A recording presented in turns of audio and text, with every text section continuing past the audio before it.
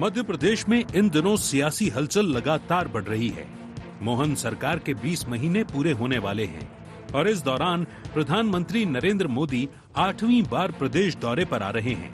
ये संयोग है कि उनका दौरा उनके जन्मदिन के दिन हो रहा है, जिसमें वे धार जिले के भैंसोला में देश के पहले पीएम मित्रा टेक्सटाइल पार्क का शिलान्यास करेंगे। सरकार का दावा है कि इस परियोजना से 3 लाख से अधिक लोगों को रोजगार मिलेगा और प्रदेश उद्योग और निवेश के नए दौर में प्रवेश करेगा। वहीं कांग्रेस का तर्क है कि सिर्फ कार्यक्रमों और शिलान्यास से विकास नहीं होता, जमीन पर परिणाम दिखने चाहिए। प्रदेश के बेरोजगार युवा, किसान और कर्मचारी अभी भी ठोस राहत की प्रतीक्षा में हैं। वहीं बीजेपी इसे डबल इंजन सरकार की बड़ी उपलब्धि बता रही है। पीएम मोदी का 8वां एमपी दौरा, जन्मदिन पर करेंगे पीएम मित्रा पार्क का शिलान्यास। स्वस्थ नारी सशक्त परिवार अभियान की करेंगे शुरुआत। डॉक्टर मोहन सरकार के 20 महीने में 8 बार आए मोदी। अब तक 5 बार वीसी से भी कार्यक्रमों से जुड़े पीएम। धार जिला के भैंसोला में होगा भव्य आयोजन।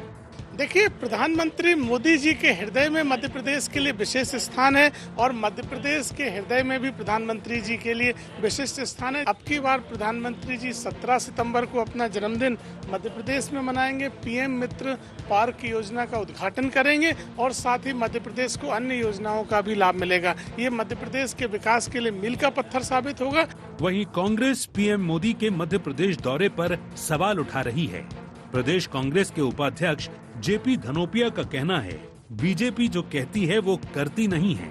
ऐसे में पीएम मोदी का जन्मदिन भी बीजेपी सिर्फ एक इवेंट के रूप में मनाएगी और इससे ज्यादा कुछ नहीं होने वाला है।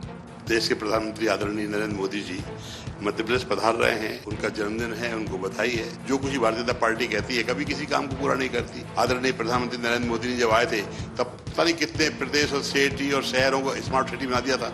आज तक नहीं मालूम वो स्मार्ट सिटी कहाँ चली गई, स्मार्ट शहर कहाँ चले गए। आदरणीय प्रधानमंत्री जी का जन्मदिन एक इवेंट के रूप में मध्य प्रदेश मनाएगा, इससे ज्यादा और कुछ नहीं होगा, मुझे पूरा भरोसा है। कुल मिलाकर प्रधानमंत्री नरेंद्र मोदी का ये 8वां दौरा मध्य प्रदेश सरकार के लिए विकास की नई सौगात और राजनीतिक मजबूती दोनों का प्रतीक बताया जा रहा है।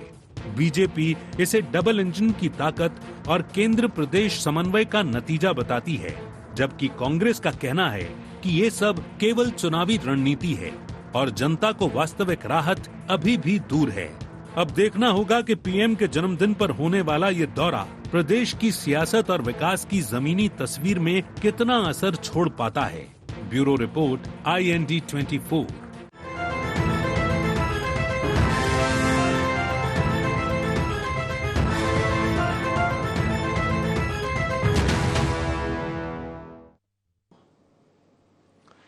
नमस्कार, IND एजेंडे में आपका बहुत बहुत स्वागत है। मैं हूं योगी राज योगेश। एजेंडे में आज चर्चा करेंगे मोदी मोहन और मिशन मध्य प्रदेश। दरअसल 17 सितंबर को प्रधानमंत्री नरेंद्र मोदी मध्य प्रदेश आ रहे हैं और धार में वे एक पीएम मित्रा पार्क का शिलान्यास करेंगे। ये पार्क बहुत महत्वपूर्ण है और कहा यह जा रहा है कि 12-15 हज़ार करोड़ के आसपास का ये पार्क है और 3 लाख लोगों को उसमें रोजगार मिलेगा। मध्य प्रदेश को एक बड़ी सौगात है। ऐसे 7 पार्क प्रस्तावित हैं, लेकिन ये मध्य प्रदेश का पहला ऐसा पार्क है जिसका शिलान्यास करने प्रधानमंत्री मोदी खुद आ रहे हैं। उस दिन उनका जन्मदिन भी है, तो एक बार में डबल तोहफा मध्य प्रदेश के लिए। और इस दौरान कई सारे कार्यक्रम होंगे। स्वस्थ नारी सशक्त परिवार की बात वो करेंगे, महिला सम्मेलन को संबोधित करेंगे। इसके अलावा भी बहुत सारे सौगात मध्य प्रदेश को देंगे। कुल मिला के ये है कि प्रधानमंत्री मोदी जी की कृपा मध्य प्रदेश पर खूब बरस रही है और मोदी जी और मुख्यमंत्री डॉक्टर मोहन यादव का तालमेल बढ़िया चल रहा है। और इसलिए आप देखिए कि प्रधानमंत्री नरेंद्र मोदी कम से कम 8 बार, मतलब ये केवल वो आंकड़ा है जो डॉक्टर मोहन यादव के शपथ लेने के बाद का है, वो 8 बार आ रहे हैं और 5-6 बार तो उन्होंने वीसी के जरिए यहाँ के लोगों को संबोधित किया, यहाँ के कार्यकर्ता, यहाँ के नेताओं को संबोधित किया। कहने का अर्थ ये है कि बिल्कुल तादाद में मध्य प्रदेश और केंद्र के बीच गजब का है और जीवंत है। एक यदि वो अनुमान लगाएं तो हर दूसरे महीने में मध्य प्रदेश आगमन हो रहा है प्रधानमंत्री नरेंद्र मोदी का। और जब प्रधानमंत्री किसी प्रदेश में आते हैं तो निश्चित तौर पर विकास की रफ्तार गति पकड़ती है, कार्यकर्ता मोबिलाइज होते हैं, ऊर्जावान रहते हैं, चैतन्यता बनी रहती है और सब सक्रिय रहते हैं। चर्चा आज इसी पर होगी। चर्चा शुरू करने से पहले आइए डाल लेते हैं आज के एजेंडा पॉइंट्स पर एक नज़र। क्या पीएम मोदी का लगातार एमपी दौरा चुनावी तैयारी का संकेत? पीएम मित्रा पार्क से प्रदेश की अर्थव्यवस्था को कितना होगा फायदा? पीएम मित्रा पार्क से कितना बढ़ेगा स्थानीय रोजगार?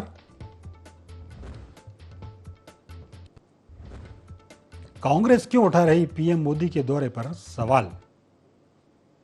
तो ये थे एजेंडा पॉइंट्स और डिबेट ओपन करूं उसके पहले सभी मेहमानों से आपका परिचय करा दूं। मेरे साथ बीजेपी के प्रवक्ता हैं ब्रजेश पांडे जी। ब्रजेश जी, प्रोग्राम में आपका बहुत बहुत स्वागत है। कांग्रेस के सचिव पवन पटेल जी हमारे साथ जुड़े हैं। पवन जी, आपका भी बहुत बहुत स्वागत है। और स्टूडियो में हमारे साथ मौजूद हैं वरिष्ठ पत्रकार आलोक सिंघे जी। आलोक जी, आपका भी बहुत बहुत स्वागत। शुरुआत ब्रजेश जी आपसे कर लेते हैं। प्रधानमंत्री जी मोदी 17 सितंबर को आ रहे हैं, एक थोड़ा सा दृष्टांत डाल दीजिए आप उनके दौरे पर। देखिए योगीराज जी, ये जी। बहुत ही प्रसन्नता का विषय है कि देश के यशस्वी प्रधानमंत्री जी का 17 सितंबर का अवतरण देश दिवस भी है और देश के लोकप्रिय प्रधानमंत्री जी का मध्य प्रदेश के धार जिले में प्रवास हो रहा है। इस धार जिले के प्रवास में जिन 4 चीजों पे हम सब फोकस हो रहे हैं वो है गरीब कल्याण, दूसरा है नारी सशक्तिकरण, तीसरा है युवाओं को रोजगार और चौथा है अन्नदाता किसान को समाज की उत्तरोत्तर दिशा में अग्रसर करना। क्योंकि 17 सितंबर को धार जिले में आके माननीय प्रधानमंत्री जी पीएम मित्र टेक्सटाइल पार्क का शुभारंभ करने जा रहे हैं और यह पूरी तरह से कपास आधारित है और कपास की उन्नत पैदावार, उसके एक्सपोर्ट इंपोर्ट को लेकर के डबल इंजन की सरकार लगातार गुणात्मक अभिवृद्धि कर रही है। इससे न सिर्फ उद्योगों को बढ़ावा मिलेगा बल्कि जो स्मॉल माइक्रो उद्योग हैं, सूक्ष्म लघु उद्योग हैं, इनकी चीजों को एक्सपोर्ट इंपोर्ट करने में हमको मदद मिलेगी। और जो किसान हैं, जो बुनकर हैं, जो टेक्सटाइल क्षेत्र से जुड़े लोग हैं, उनको आगे बढ़ने का समाज में अवसर पाए। हम समझते हैं इससे धार क्षेत्र के, रतलाम क्षेत्र के, झाबुआ क्षेत्र के, अलीराजपुर के, खरगोन के, बड़वानी जैसे जहाँ कपास की पैदावार सर्वाधिक होती है, वहाँ के उत्पादकों को, वहाँ के फार्मर्स को, वहाँ के किसानों को अपनी उपज को बेहतर करने के लिए एक अच्छा अवसर प्राप्त होगा। और जब फसल बनकर तैयार होगी तो इससे प्रदेश की औद्योगिक व्यवस्था में वृद्धि होगी। औद्योगिक और कृषि क्षेत्र में जो प्रदेश आगे लगातार बढ़ रहा है, ये इससे उत्तरोत्तर समृद्धि की ओर जाएगा। यही इस पूरे के पूरे चीज का विजन है और मैं समझता हूँ ये मध्य प्रदेश के लिए अद्भुत सौगात है, प्रधानमंत्री जी का आना 17 सितंबर को और इन सारी योजनाओं को चाह। ठीक है, इसमें कितने, क्योंकि अक्सर यही देखा जाता है जब भी कोई इंडस्ट्री आती है, एक सवाल वाजिब शायद आपसे छूट गया हो, कितने लोगों को रोजगार मिलेगा प्रत्यक्ष अप्रत्यक्ष तौर पर? यदि कुछ आंकड़ा हो तो वो भी शेयर करें। मुझसे सवाल है? हाँ ब्रजेश जी, जी क्या सवाल था बताएं। कितने लोगों को करीब करीब रोजगार मिल जाए, क्योंकि ये अक्सर सवाल आता ही है। देखिए हम समझ रहे हैं कि ये करीब इससे मध्य प्रदेश के 3 लाख से अधिक लोगों को रोजगार के अवसर उपलब्ध होंगे और इससे प्रदेश का उद्योग, प्रदेश का निवास, इसमें वृद्धि होगी। ठीक है, क्योंकि धार जिले के मौसोला में प्रधानमंत्री जी का कार्यक्रम है और ये इस कार्यक्रम से सबसे बड़ी बात ये होगी कि मध्य प्रदेश में उनका 75वां जन्म दिवस सेलिब्रेट हो रहा है। और जो हमारे अन्नदाता किसान हैं, जिन चीजों को लेकर कांग्रेस कभी संवेदनशील नहीं रही है, केवल छोटी बातें करती है, झूठे गले बजाती रही है, वो जो आज समाज की मुख्य धारा से जुड़े हैं और जो राष्ट्रपिता महात्मा गांधी का सपना होता था, जो पंडित दीनदयाल उपाध्याय जी का सपना होता था, वो महापुरुष जो कहते थे कि देश की आबादी 80% हिस्सा जो है देश का किसान है, अन्नदाता किसान है। ठीक है, उनकी जब फसलों में गुणात्मक वृद्धि होगी तो हमारा प्रदेश उन्नति की ओर, खुशहाली की ओर आगे बढ़ेगा। एक कमेंट, हाँ जी जी, पवन पटेल जी को मैं इन करता हूँ। पवन जी, मध्य प्रदेश के लिए है तो एक बड़ी सौगात, अब आपके सवाल क्या हैं और आपकी आरोप क्या हैं वो भी बता दीजिए, आपत्ति क्या है?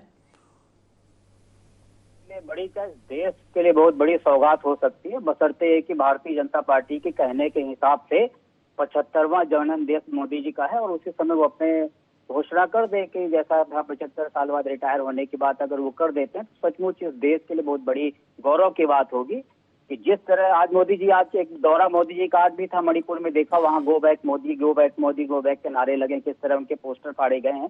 यही नौबत मध्य प्रदेश में भी कुछ समय बाद आ जाएगी, क्योंकि मोदी जी और भारतीय जनता पार्टी जिस तरह घोषणा करती है, आज अभी आदरणीय ब्रजेश जी बहुत बड़ी बड़ी बातें कर रहे थे, किसानों जब देखो तब कांग्रेस की तुलना करते रहते हैं। मैं तो कहता हूं कि भारतीय जनता पार्टी कोई काम अच्छा करे और ग्राउंड लेवल पे उसको ग्राउंड में उसको सचमुच उकेड़ दे, उतार दे उसको धरातल पर, तो हम स्वागत करेंगे। लेकिन ये घोषणा वीर पार्टी है, ये बड़ी बड़ी घोषणाएं कर देंगे, बड़े बड़े शब्द दे देंगे, ऐसे शब्द देंगे कि जिन शब्द के अर्थ में आदमी सचमुच का जो हकीकत है उसको खोजता रहता है, उसको मिलती नहीं, बस उस शब्द में के माया जाल में घूमता रहता है। पहले भी कई बार हुआ। अभी ब्रजेश जी ने किसानों की बात की, युवाओं की बात की। कोई भारतीय जनता पार्टी के प्रवक्ता से आप पूछेंगे तो एकदम राम राज्य स्थापित कर देगा डिबेट में आधे घंटे तक। लेकिन आधे घंटे बाद हकीकत क्या होगी, जब हम कल सुबह पेपर पढ़ेंगे तो पता पड़ा कि हमारी किसान महिलाएं लाइन में लगी लगी बेहोश हो गई, आज नहीं मिली, पुलिस के डंडे मिले। ये रोज का पेपर की आम बात है, कोई बताने वाली बात नहीं है। तो ये बड़बोलापन, पूरे बतौलेबाजी जो भारतीय जनता पार्टी की चरम में चल रही है, हालांकि अब कुछ न कुछ भारतीय जनता पार्टी में लगाम कहते हैं ना, कस रही है। जैसे किसानों की बात की, जब 750 किसान शहीद हो गए, लेकिन उत्तर प्रदेश का चुनाव की लगाम जब कसी तो तीनों काले कानून वापस ले लिए। अब पूरे देश में जो वोट चोरी का माहौल है, वोट चोरी पकड़ी गई तो अब फिर से लगाम वाली बात है। मणिपुर, उनको 2 साल 2.5 साल बाद आज मणिपुर याद आया है, क्योंकि एक लगाम लगी थी। अब उनको लगा कि भैया अब तो कुछ समेटो जो ही बच सके, जो गड़बड़ियां की है उसको अच्छा करने का प्रयास करो, नहीं तो बतौलेबाजी चलने वाली नहीं है। राहुल गांधी जिस तरह से कमर कस लिया है, हर पॉइंट को खोल रहा, हर झूठ को खोल रहा, क्या झूठ का पर्दाफाश कर रहा। तो ये बड़े बड़े पहले भी मोदी जी आए थे, फिर से बेरोजगार की बात करते थे, तो इन सबसे ये भी बोल रहे थे ब्रजेश जी के 3 लाख रोजगार मिलेंगे। इससे पहले तो 2 करोड़ रोजगार हर साल देने का वादा किया था। इसके पहले मुख्यमंत्री माननीय शिवराज सिंह चौहान जी थे, अनेकों करोड़ों रुपए फूंक दिए, नियुक्ति पत्र वितरण समारोह। मतलब इतना प्रयास कर रही है भाजपा, इतना मोदी जी दिन रात कर रहे हैं, फिर भी बेरोजगारी है कि खत्म ही नहीं होती है, महंगाई है कि खत्म ही नहीं होती। पता नहीं कैसा इनका करना है और कैसा इसका जमीन पर उतरना है। तो ये जो विरोधाभास है ना, इस विरोधाभास से हमें दिक्कत है। हम इससे दिक्कत नहीं कर रहे मोदी जी, हम तो चाहते हैं कि मोदी जी यही बना रहे मुख्यालय, मध्य प्रदेश में मुख्यालय बना ले। अगर मोदी जी के आने से मध्य प्रदेश का विकास होता है तो मध्य प्रदेश में मुख्यालय बना ले, हम लोग भी चलेंगे मिलने। लेकिन वो होता नहीं है, ये होता नहीं। जो भारतीय जनता पार्टी कहती है, कहने में बड़े अंतर है। माननीय कमलनाथ जी को 15 महीना से कम समय मिला, उन्होंने 27 लाख किसानों का कर्जा माफ किया, इसके मंत्री कमल पटेल एक्सेप्ट कर चुके हैं। तो कांग्रेस पार्टी से तुलना करने का सवाल ही नहीं होता। कांग्रेस पार्टी ने हमेशा हर वर्ग के लिए किया है, इतिहास है। किसी भी बात को लेकर हम बात करने के लिए तैयार हैं। आप बतौलेबाजी करिए, अलग बात है। ठीक बात। मैं थोड़ा सा आलोक सिंघे जी को इन कर लेता हूँ। आलोक जी, ये चूंकि दोनों पक्षों को आपने सुना, थोड़ा सा हकीकत से आप भी रूबरू कराएं। मध्य प्रदेश में एक माहौल भी बना निवेश का, क्या वो सही दिशा में जा रहा है? क्या जो प्रयास जो हो रहे हैं मध्य प्रदेश सरकार के, वो कितने मायनों में सही है? बिल्कुल योगीराज जी, जिस तरीके से ये प्रयास है ये बहुत उल्लेखनीय है, इसको कमतर नहीं आंका जा सकता। कांग्रेस का पक्ष है वो तो अपनी बात कहेंगे, लेकिन आप ये देखो कि मध्य प्रदेश में जो खासतौर से कपास उत्पादक क्षेत्र था, उस उत्पादक क्षेत्र में कपास को हम निर्यात करते हैं, कपास अच्छा होता है वहाँ पे और मौसम भी अच्छा है, इसलिए ये पहला क्षेत्र जो है यहाँ बनाया जा रहा है और ये बहुत उल्लेखनीय है। सबसे बड़ी चीज़, भारत का कपड़ा एक्सपोर्ट नहीं हो पाता। आप देखें फ्रांस बिल्कुल फैशन के मामले में बहुत आगे है, लेकिन हमारा कपड़ा जो है वो वर्ल्ड में कम्पीट नहीं कर पाता है। तो अब नई मशीनों की ज़रूरत थी, नई फैक्ट्री के नए हिसाब से ज़रूरत थी। तो ये ढांचा एक जगह बना रहे हैं और एक क्षेत्र में बना रहे हैं, तो सब एक दूसरे से जुड़ी हुई एंसिलरीज जो हैं वो वहाँ डेवलप हो जाएंगी और ये सारा चीज़ जो है भारत का कपड़ा वर्ल्ड मार्केट में एक्सपोर्ट होगा, तो निश्चित रूप से विदेशी मुद्रा लाने में हमें बहुत मदद मिलेगी। तो इस लिहाज से ये बहुत उल्लेखनीय है। और पहला इसलिए सोचें कि जिसमें कपड़ा बनता था, यहाँ सूत बनता है, यहाँ कपड़ा बनता है, यहाँ से कपास निर्यात होता है। बुरहानपुर में देख लें, रतलाम में देख लें, नीमच में देख लें। और इसलिए चेतन कश्यप जी जो हैं वो वहाँ पे बहुत काम कर रहे हैं और इसको लेते हुए उनको जवाबदारी भी दी गई थी। तो ये जो है वहाँ पे उद्योग जो जिस तरीके से डेवलप कर रहे हैं तो ये बहुत उल्लेखनीय है और भारतीय जनता पार्टी इसका श्रेय लेगी, बिल्कुल वाजिब है उसका। लेकिन आप ये देखें कि मध्य प्रदेश के डेवलपमेंट में आज़ादी के बाद से कभी ऐसा नहीं कई कंसोलिडेट उद्योग डेवलप किए गए हों, ऐसा कभी नहीं हुआ। तो ये हुआ जैसे बुधनी में लेके आए थे कारखाना ट्राइडेंट का, वो भी चला अच्छा। लेकिन आप ये देखें कि उसके लिए हर चीज़ के यातायात के लिए आप कोई माल ले जाना है, लाना है, उसमें भी दिक्कत थी, एक्सपोर्ट में भी दिक्कत थी, लैंडलॉक स्टेट है। तो इसके बीच में एक जगह पूरा कंसोलिडेट कंसाइनमेंट तैयार हो तो ये जो है बहुत उल्लेखनीय है। और ख़ास तौर से निवेश को लेके जिस तरीके से आप ये देखें 4.5 लाख करोड़ का कर्ज है मध्य प्रदेश पे, वो कर्ज हुआ तो लोग पैसा आया रिसा, लेकिन वो पैसा कुछ लोगों के हाथ में आ गया। तो अब जो है ये जो प्रयास किया जा रहा है उनको मौका दे रहे कि आप भैया उद्योग लगाओ, कम से कम इंडस्ट्री डेवलप हो। तो ये जो है ये जो प्रयास बीजेपी कर रही है ये निश्चित रूप से उल्लेखनीय है और इसका फायदा मिलेगा, लॉन्ग टर्म में मिलेगा, मध्य प्रदेश को मिलेगा, पूरे देश को मिलेगा। बिल्कुल। तो ये इसका कदम की तो सराहना की जानी चाहिए। आपने बिल्कुल ठीक कहा और ये बात भी सही थी कि मध्य प्रदेश के कपड़ा को, मध्य प्रदेश के कपास को अंतर्राष्ट्रीय मार्केट मिले, ये प्रयास है। और ये बात भी सही है कि जब बड़ा उद्योग उससे छोटी छोटी इकाइयाँ यदि एक जगह लगती हैं तो वो एक कंपाइलेशन हो जाता है और जो छोटी छोटी दिक्कतें वो दूर हो जाती। वास्तव में एक बड़ा सराहनीय प्रयास है और बड़ी सौगात मध्य प्रदेश के लिए कि बड़ा कारखाना है 21-12-15 हज़ार करोड़ के आसपास का।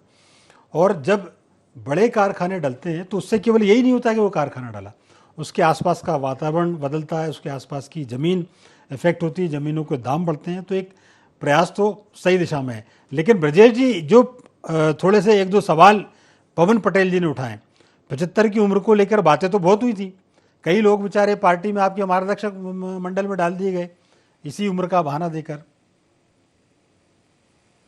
देखिए, पवन पटेल जी की बात जो है वो उनकी पार्टी के लिए लागू होती है, जो पार्टी परिवारवाद आधारित पार्टी है, जिस पार्टी में केवल परिवारवाद को महत्ता दी जाती रही हो, जिस पार्टी में सरदार वल्लभ भाई पटेल सरी के नेताओं को इग्नोर किया गया हो। जब चुनाव हुआ तो सरदार पटेल को सर्वाधिक वोट मिले थे। पवन पटेल इस बात को, इस तथ्य को भूल जाते हैं क्योंकि वो अपनी पार्टी की रीति नीति के बारे में चर्चा कर रहे हैं। ये भारतीय जनता पार्टी में लागू नहीं होता और कोई कभी भी किसी तरह का ऐसा पैरामीटर्स नहीं है किसी तरह से, क्योंकि आज का जो विषय है और जिस तरह से आदरणीय आलोक सिंघई जी ने इस बात को बड़ी ही विस्तार पूर्वक भी कहा है, मैं समझता हूँ कि विषय से हट करके बात करना किसी भी डिबेट में शोभा नहीं देता। नहीं, दूसरी बात मैं आपके माध्यम से बताना से हटके नहीं है, चाहता क्योंकि वो 75वां जन्मदिन भी मनाया जा रहा है उनका, तो एक स्वाभाविक सा सवाल था कि क्या वो जो बार बार बात करते थे, पार्टी में गाइडलाइन निर्देश जारी किए गए थे, ऐसी कोई लिखित गाइडलाइन नहीं है लेकिन कुछ निर्देश थे कि 75 के बाद लोगों को घर बैठ जाना चाहिए। और उसके उदाहरण तो 3 मुरली मनोहर जोशी, लालकृष्ण आडवाणी इसी क्राइटेरिया के चलते घर बैठा। अगर आपका शरीर स्वस्थ है और आप जो है देश को अच्छा नेतृत्व प्रदान कर सकते हैं, देश को उच्च से उच्चतर दिशा की ओर ले जा रहे हैं जो माननीय मोदी जी के मार्गदर्शन नेतृत्व में हो रहा है, तो मैं नहीं समझता हूँ ऐसी कोई गाइडलाइन थी न कोई ऐसी गाइडलाइन है। जिन बातों को आज मैं आपसे चर्चा करना चाह रहा हूँ ये ज्यादा महत्वपूर्ण विषय, क्योंकि फिर ये बातें छूट जाएंगी। पवन पटेल जी लोग डिबेट में सिर्फ हास परिहास के लिए बैठते हैं, इनके पास कोई तर्क और तथ्य होता नहीं क्योंकि अध्ययन नहीं करते। इस चीज के बारे में जो आदरणीय सिंघई जी ने कहा, बहुत अच्छी बातें किया है। जब मध्य प्रदेश के अंदर हमारे यहाँ के फार्मर्स और खास तौर से कपास के जो कृषक हैं, जब आज सोचिए चाहे वो ब्राजील हो, चाहे इंडोनेशिया हो, चाहे जापान हो, चाहे जकार्ता, छोटे छोटे भी देश जो हैं जो भी इस तरह का एक्सपोर्ट करते हैं, उनके यहाँ भी हम वहाँ के कृषक जो है लगातार प्रगतिशील कृषक के रूप में जाने जाते हैं और उन्नति कृषि खेती करते हैं। अगर मध्य प्रदेश के अंदर इस तरह का जो माननीय प्रधानमंत्री जी के नाम से पीएम मित्र टेक्सटाइल पार्क का शुभारंभ हो रहा है, इसके बाद हम समझते हैं कि कुटीर उद्योग को, और कुटीर उद्योग जो है ग्राम उद्योग से जुड़ा विषय है, कुटीर उद्योग को, रेशम उद्योग को, हस्तशिल्प के उत्पादों को भी आगे जो है गुणात्मक रूप से इनमें भी अभिवृद्धि होगी, क्योंकि कहीं ना कहीं सब रिलेटेड है समाज के अंदर। और जो अगर हम इन चीजों को प्रोत्साहन देंगे तो जो 21वीं सदी का भारत है और जो नई जनरेशन नया भारत है, ये चीजें जब भारत की बाहर के देशों में जाएगी, एक्सपोर्ट होगी, तो हम समझते हैं कि इससे भारत की जो स्वदेशी मूल मंत्र की बात माननीय मोदी जी लगातार कर रहे हैं, स्वावलंबन की बात जो कर रहे हैं, जिस बात को गांधी जी भी कहते थे और जिस बात को सरदार वल्लभ भाई पटेल से लेकर अन्य सभी नेता कहते थे, उस दिशा की ओर भारत बढ़ेगा। सबसे बड़ी बात यह है कि श्रमिकों को लेके, गरीबों को लेके जितनी भी योजनाएं भारतीय जनता पार्टी की सरकार ने आ रहा हूं मैं बनाया है, पवन जी, आप पास ये आ रहा हूं। स्वागत योग्य कदम है। ये कांग्रेस पार्टी की तरह झूठी बातें नहीं। कांग्रेस पार्टी ने कहा था कि हम सत्ता में आएंगे, कमलनाथ ने कहा था तो हम किसानों के कितने भी पैसे हैं टोटल का टोटल कर्जा माफ कर देंगे। हमने कहा था कि साहब हम तो बिजली का बिल भी माफ कर देंगे। कांग्रेस पार्टी ने कहा था हम सत्ता में आते ही स्वामीनाथन आयोग की रिपोर्ट लागू कर देंगे। क्या लागू किया? किसानों के हित में कोई भी कदम बता दीजिए, चाहे वो गेहूं की बात रही हो, चाहे धान की बात रही हो, चाहे ये कपास की बात हो, चाहे अरहर की बात हो, चाहे सरसों की बात हो, चाहे सोयाबीन की बात हो, चाहे लहसुन, प्याज, टमाटर, गन्ने की बात हो। ठीक है ब्रजेश जी, मैं जरा अब आपके जवाब ले लेता हूं पवन जी से। उनके कृषि मंत्री ने कमलनाथ ने किसी भी किसान को, एक भी किसान को बोनस दिया नहीं दिया। ठीक है तो जो ब्रजेश जी, मैं जवाब ले लेता हूं पवन जी से। के अंदर केवल झूठ की राजनीति जो सरकार केवल झूठ की राजनीति ब्रजेश जी एक मिनट, ब्रजेश जी आपका जवाब ले लेता हूं। पार्टी के प्रवक्ता ठीक है ब्रजेश जी, इस तरह की अशोभनीय बातें ही ठीक है ब्रजेश जी, सुन लीजिए जरा, जवाब सुन लीजिए। कोई ताल्लुकात नहीं है, अध्ययन की कमी है। आप माफ कर दीजिए ब्रजेश जी। मध्य प्रदेश ब्रजेश जी, डबल इंजन की सरकार के रूप में माननीय मोहन यादव जी की सरकार के रूप में दिन प्रतिदिन आगे बढ़ रहा और ये प्रदेश के लिए जरा पवन जी को, जी पवन जी बोल रहे हैं। हाँ पवन जी बोलिए। देखिए, एक तो ये बड़ा पढ़े लिखे का जो इनको बहुत चस्का लगा हुआ है, ठप्पा लगा हुआ है कि सबसे ज्यादा पढ़े लिखे यही है, बहुत पढ़ लिख करके आते हैं, हम हाथ परिहास करने आते हैं, परिवार की बात करते हैं। ये भी उसी का हिस्सा थे, आज बड़ी तुर्रम कहानी वहां जाके कर रहे हैं। हम बोल रहे हैं कि ब्रजेश जी झूठ मत बोलिए। मैं कहता हूं कि कमलनाथ जी ने 27 लाख किसानों का कर्जा माफ किया। हमने कहा झूठ बात की। अभी बिजली की बात करते हैं, 100 रुपए में 100 यूनिट बिजली। एक भी किसान का कर्जा माफ नहीं हुआ तो भैया झूठ मत बोलो। एक भी किसान का कर्जा माफ नहीं हुआ तो केवल पहले मेरी बात कर लीजिए, बाद में बात करिए। केवल किसानों की आप लोग 18 महीने की सरकार मिली, आप अपने नेताओं को मनाने वाले मोदी जी ने बोला था, आप इसकी नेता नहीं हुई। कमलनाथ से कोई विधायक, कोई मिलने मंत्री मिल जाता था तो चलो ब्रजेश जी सुन लीजिए जरा, ब्रजेश जो जी कभी जनता का नेता नहीं रहा हो, जिसने कभी मध्य प्रदेश की राजनीति नहीं किया हो, जिसने केवल सेंटर पॉलिटिक्स किया, उनको कोई इस चीज का अनुभव नहीं था और उसका परिणाम हुआ कि अब आप ब्रजेश जी सुन लीजिए जरा उनको। पूरा नहीं कर पाए। ब्रजेश जी एक मिनट सुन लीजिए करके मध्य प्रदेश में ब्रजेश जी, सरकार पूरी ब्रजेश जी उनकी बात सुन लीजिए जरा। पवन जी, इस ब्रजेश जी, किसानों को लेकर के जो योजनाएं बनाई, ब्रजेश जी एक मिनट जरा उनका जवाब तो सुन लीजिए आप। बनाई है ब्रजेश जी, उसको जमीन में क्रियान्वित रूप दिया। ब्रजेश जी जरा उनका बात सुन लीजिए, आपने जो कहा वो जवाब दे रहे हैं।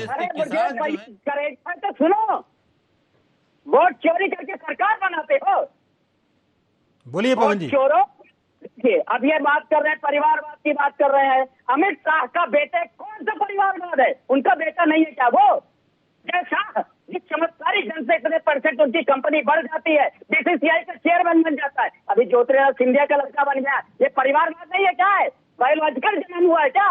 जैसे हमारे प्रधानमंत्री का बायोलॉजिकल जन्म हुआ है, वैसे ही लोग का जन्म हुआ है। बात करते हो यार आप लोग, गजब का तमाशा मचा के रखे हो। वोट चोरी सरकार बनाते हो, लोगों को बरगलाने की बात करते हो। कम है तो आप लोग से बात करो, उनसे ज्यादा हम पर नहीं करे आए। हमारा अध्ययन है कि हमारी पार्टी के साथ हमें धोखा नहीं देना है। इसका डर था, वही बात हो गई, आखिर लड़ना अपने पार्टी के साथ आपने गद्दारी की है। सुन लीजिए, दोनों सुन लीजिए जरा बात कर रहे हैं, बड़े पढ़े लिखे प्रयास करते हैं। ठीक है ठीक है विधायक के बेटे को आप क्या विधानसभा, ठीक है। अब मुझे थोड़ा सा आलोक जी को लाना पड़ेगा, और आप तब तक आप दोनों एक एक गिलास पानी पी ले जरा। आलोक जी, करने की आपको भी टिकट नहीं मिलनी है। एक मिनट ब्रजेश जी, अब आप चुप हो जाए जरा।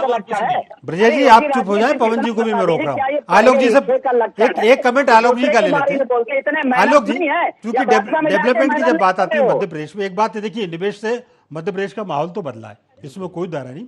और जितनी इन्वेस्टर समिट हुई है, यदि उन सबका एक आंकड़ा लगा लिया जाए तो करीब 32-35 लाख करोड़ के आसपास का। 0.005% हाँ पवन जी, आपकी बात आ गई, एक मिनट में उनको ले लेता हूँ, यदि होगा तो फिर आप बोल जी। तो इस पर एक अपनी जरूर एक विस्तार से, एक जो मध्य प्रदेश में औद्योगिक निवेश का माहौल बना, ये जो एक पीएम मित्रा पार्क का जो शिलान्यास जो हो रहा है, और जो तेज गति थोड़ी बहुत रफ्तार पकड़ी मध्य प्रदेश ने, उस पर भी आपकी टिप्पणी। बिल्कुल, पवन जी जो बात कह रहे हैं उसमें भी तथ्य है, वो सही कह रहे हैं कि कमलनाथ जी ने बिजली के बिल में जो है कंसेशन दिलाने की बात करी थी, कर्ज माफी।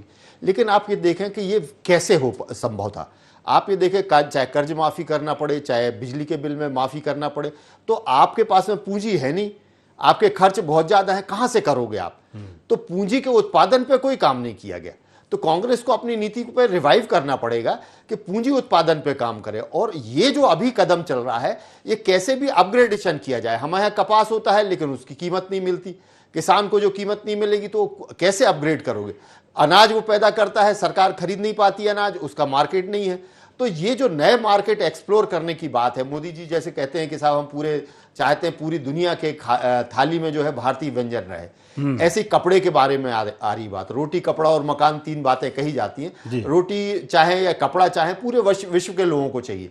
और भारत के पास में बहुत अच्छी क्षमता है उत्पादन करने की, उसका हम एक्सप्लोर नहीं कर पा रहे थे। तो अब नई जो मशीनें हैं, नई आधुनिक मशीनें हैं, जैसा वर्ल्ड में ट्रेंड चल रहा है, उसमें नया कपड़ा उद्योग जो है नए ऊंचाइयां पा सके, इसके लिए ये कदम बहुत सराहनीय है। और कांग्रेस को अपने चीजों पे विचार करना पड़ेगा, अड़ने की जरूरत नहीं है। कांग्रेस की भी नीतियां बहुत अच्छी रही हैं, सही बात, लेकिन उसमें विवाद की विषय नहीं है, उनको भी रिव्यू करना पड़ेगा। यदि हम पूंजी उत्पादन पे काम करेंगे तो निश्चित रूप से मध्य प्रदेश के, देश के हित में बिल्कुल आपने अच्छा कदम है। ठीक बात कही। लेकिन एक बात जरूर है कि शनै शनै ही सही, धीरे धीरे ही सही, लेकिन मध्य प्रदेश में एक औद्योगिक निवेश का वातावरण बन रहा है। और जो स्टेट कभी औद्योगिक के मामले में बड़े रिच माने जाते थे, वहाँ सैचुरेशन की स्थिति है। और इसलिए देश भर के और विदेश भर के निवेशकों का रुचि मध्य प्रदेश की तरफ बढ़ी है। लेकिन दोनों कांग्रेस और बीजेपी और स्वतंत्र पत्रकार में आपने जो विचार व्यक्त किए, आप तीनों का बहुत बहुत धन्यवाद और शुक्रिया। IND एजेंडे में फिलहाल इतना ही। आप हमारे साथ बने रहिए, जुड़े रहिए और देखते रहिए IND 24। नमस्कार।